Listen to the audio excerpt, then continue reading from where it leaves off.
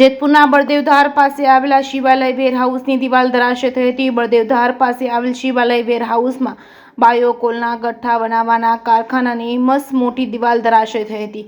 બાયોકોલના ગઠ્ઠા બનાવવાના વેરહાઉસની દિવાલ ધરાશય થતાં બાયોકોલના ગઠ્ઠા વેરવિખેર શિવાલયની વેરહાઉસની દિવાલ ધરાશય થતાં કોઈ જાનહાનિ નહીં। શિવાલયના વેરહાઉસની મસ્ત મોટી દિવાલ ધરાશય થતાં આજુબાજુમાં રહેલ મકાનોનો બચાવ પીજીવીસીએલની ટીમ ઘટનાસ્થળે પહોંચી હતી। ઉદ્યોગનગર પોલીસ ઘટનાસ્થળે પહોંચી હતી। જે કેસની ગુજરાતી સાથે રાકેશ પીઠડિયા, જેતપુર। રાજુભાઈ જોશી। શું ઘટના બની? આ અમારી બાજુમાં શિવાલય વેરનું નામનું ગોદામ છે અને બળદેવધાર વિસ્તારમાં રેસિડન્ટ છે અને એ રેસિડન્ટમાં એ ગોદામ બનાવેલા છે। અને તમે પેલા જોઈ લો કે ગોદામની ઊંચાઈ જોઈ લો તમે, એટલી ઊંચાઈ રેસિડન્ટમાં। આ જીઆઈડીસી નો પ્લાન છે। ગામની બારોબાર આ પ્લાન કરવો હોય તો ગામની બારોબાર કરવો પડે।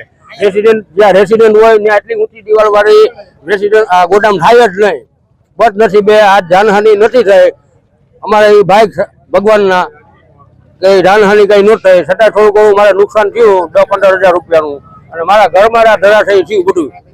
બદનસીબે મારા ઘરના હેઠવાડ નાખવા જતા હતા અને આ પડ્યું પાછી વળી ગઈ, પગમાં એના પાણોથી ગડી ગયો છે।